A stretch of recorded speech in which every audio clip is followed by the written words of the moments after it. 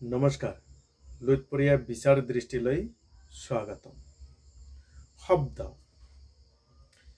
এনেকুৱা এটা বস্তু যিটো জাতি হওক, সভ্যতা হওক, দেশ হওক যদি নিশেষ কৰি দিব লগা হয়, সমাপ্তি কৰি দিব লগা হয়, বিলুপ্তি কৰি দিব লগা হয়, প্ৰথম কামটোৱে হ'ল যে শব্দক বিকৃতি কৰি দিয়া বা শব্দৰ ভুল ব্যাখ্যা আগবঢ়োৱা।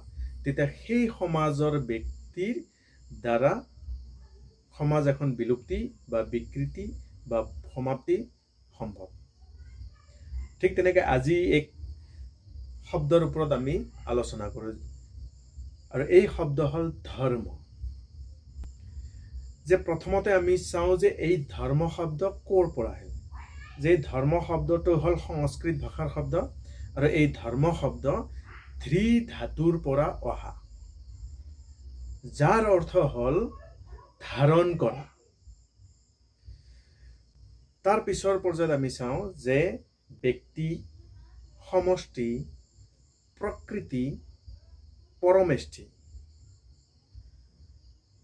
ব্যক্তি, সমষ্টি, প্ৰকৃতি, পৰমেষ্ঠিক যি বিধিৰে, বিধি অৰ্থাৎ সূত্ৰ বা নিয়ম মেৰে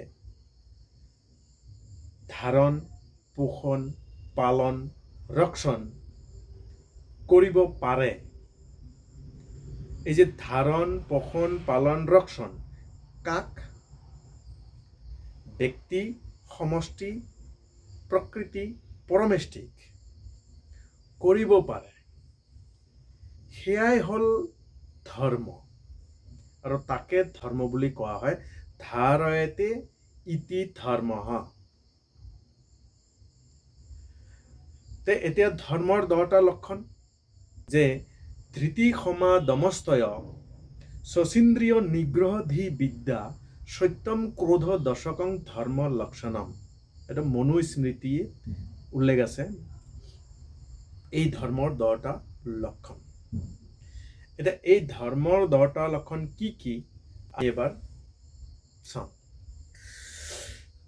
যে প্ৰথম হ'ল ধৃতি। ধৃতি হ'ল যে ধৈৰ্যশীল হোৱা বা প্ৰতিজ্ঞাত আজীৱন অটুট থকা। যে সেয়া ব্যক্তিগত জীৱনত লক্ষ্যই হওক বা বৃত্তিয়ে হওক, যি নিৰ্ধাৰিত কৰা হয় বা যিটো ঠিক কৰা হয় সেইটো আজীৱন পালন কৰাৰ কাৰণে এক প্ৰতিজ্ঞিত কৰা হয় বা ধৈৰ্যশীল হয়, সেইটো হ'ল ধৃতি।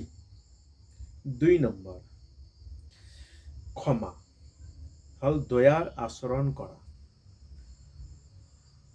যে দয়াৰ আচৰণ কাক কৰিব লাগে? যোনে ধৰ্ম পালন।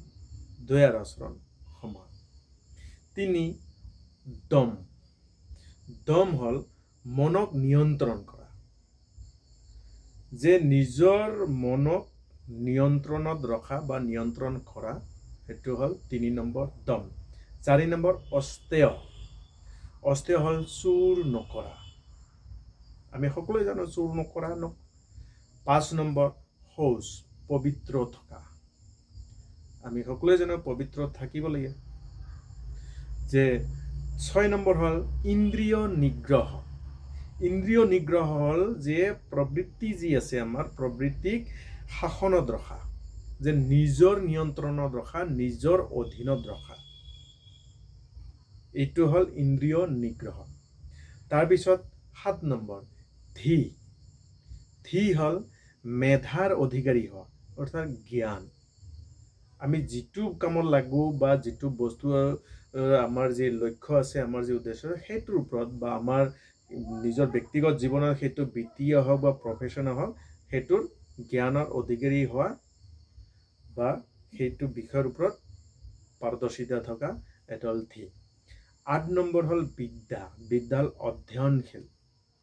যিখন সমাজৰ মানুহে বা ব্যক্তিয়ে অধ্যয়ন নাথাকে, অধ্যয়নশীল নহয়, সেইখন সমাজ বেলেগৰ মতে চলিবৰ কাৰণে বেছি দিন নালাগে বা সেইখন সমাজ অধপতন বা সেইখন সমাজ সকলো ফালৰ পৰা যে নিম্নগামী হোৱাত বেছি সময় নালাগে সেইকাৰণে অধ্যয়নশীল সেইকাৰণে বিদ্যা অধ্যয়নশীল থাকিব লাগে 9 নম্বৰ হ'ল সত্য এটা জানো বিশ্লেষণৰ প্ৰয়োজনে নাই সত্যশ্ৰী হোৱা 10 নম্বৰ হ'ল অক্ৰোধ খং নকৰা বা ক্ৰোধ নকৰা কিন্তু ক্ৰুদ্ধ নহয় পৰিস্থিতিৰ উপযোগী সম্যক ব্যৱস্থা গ্ৰহণ কৰা এই হল ধৰ্মৰ 10টা লক্ষণ মানে কোন এই 10টা লক্ষণ থকা মানে আমি জানো বা এই যে ব্যক্তি সমষ্টি প্ৰকৃতি পৰমেষ্টি যে আমি